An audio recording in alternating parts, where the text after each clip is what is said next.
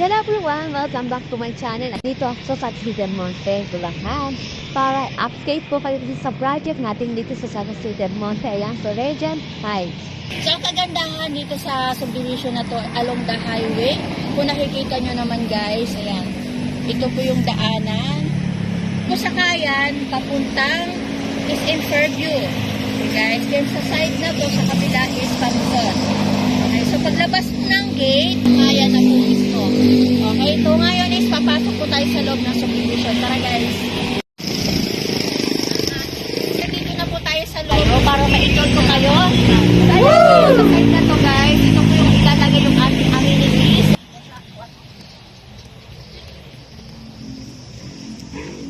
Nandito na tayo sa harap ng model unit natin dito sa Regent Heights. Alexa model unit. That area unit is 50 square meter. In floor area is 66 square meter.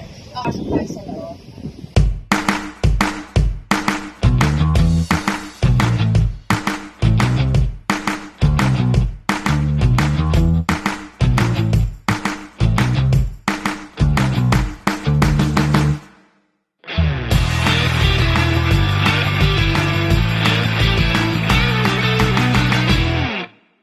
Ayan, guys. Ito yung ating door, steel door. Lagyan na mo sa inyo, guys.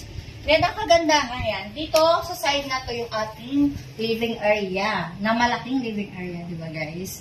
Napakalaki ng natin, space dito. Then, sa side na to, dito magiging dining area mo na pwede mong lagyan ng 6 seaters. Ano kagandahan, mayroon tayo window dito sa dining area mo. Di ba, guys? Okay? So, yun. Then, dito sa side na to, pwede ka pa maglagay ng design. Okay?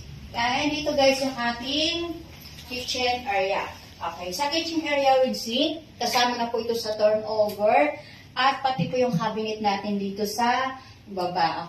Complete finish turnover tayo dito. So, lilipatan mo na lang. Okay? So, itong unit na to, ito po yung dress-up unit natin. Pero, same lang din po sa turnover, aalisin mo lang po yung mga furniture na to. Pasok tayo dito sa CR. Sa first floor. Ayan, napakalaking CR. Dito yung shower area. Bawang natin. Nasama na rin po sa turnover. Yan. Ayan guys.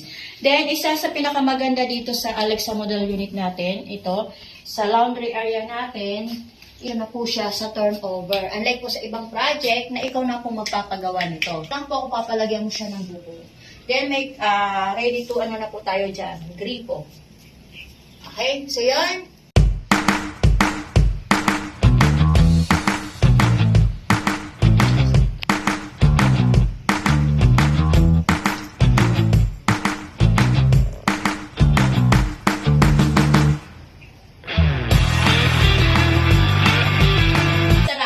Sa second floor. Kasi si Alexa model unit po natin, meron po tayo dito 3 bedrooms and 2 toilet and bath. Okay guys, tara.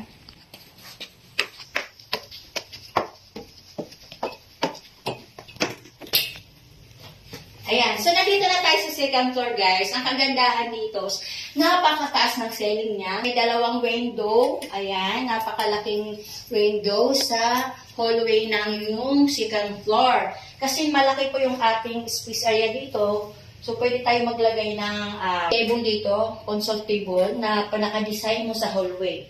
Okay guys, tara, pasok muna tayo sa room 1. Yung room 1, na pwede tayo maglagay ng single bed.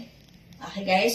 Then, mayroon tayong study table dito. And dito is pwede ka magpa-customize ng cabinet.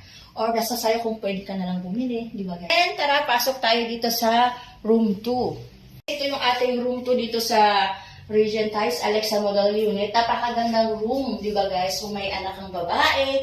Actually, napakalaki nito dito. Pwede mong gawing master bedroom. Pero napakaganda ng room na to. Kaya pa nakikita nyo, di ba guys, yung space niya. So, pwede nyo gayahin yung design na ginawa nila. Then, may malaki tayong window. Di ba guys? Ayan. Kitang-kita mo yung kabuuhan ng subdivision, di ba? Okay, and then tanaw mo yung sakayan doon sa may gate mo. Okay? Guys, tara na dito tayo sa master bedroom natin. Ayan. So, ito yung pinaka-master bedroom dito sa Alexa model unit.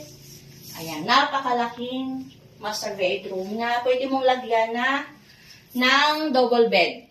Then, may dalawang window. Then, dito sa side na to, pwede ka maglagay ng ganitong cabinet.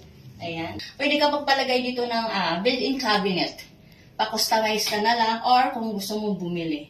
Diba guys? Ganito po kaganda yung ating model unit. Sa lahat na mong interested po kumuha ng townhouse dito sa Regent Heights. Guys, sa Regent Heights po wala po tayong single attached. Okay? Ito naman yung CR natin sa second floor. Diba? Kasi meron nga tayo 2 toilet and bath. Ayan. So, dito yung bowl at yung ating shower area dito sa side na to. So, malaki rin naman, di ba guys? Kasi naka-separate yung niya, bowl niya, kung mag-CCR ka. Okay?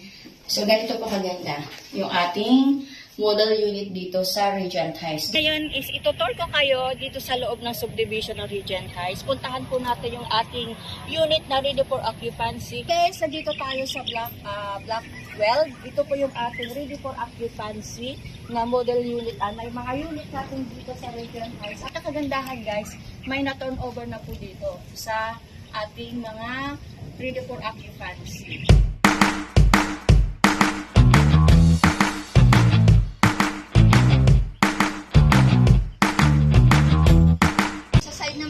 Is dito na po sisimulan yung ating ongoing construction na din po, sisimulan na po ito.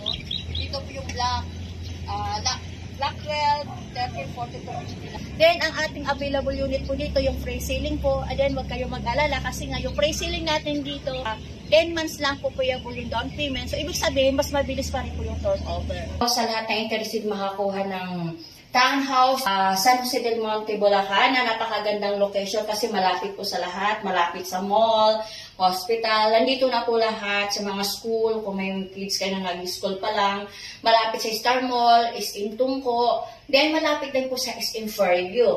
Dito naman po yung number ko, kontakin niyo po ako ASAP, na matulungan ko kayo. Ayun, my name is Marilyn Plomera, ang inyong tour agent. Please don't forget like and subscribe ng mga video ko para lahat ng ipopost ko dito is updated po kayo.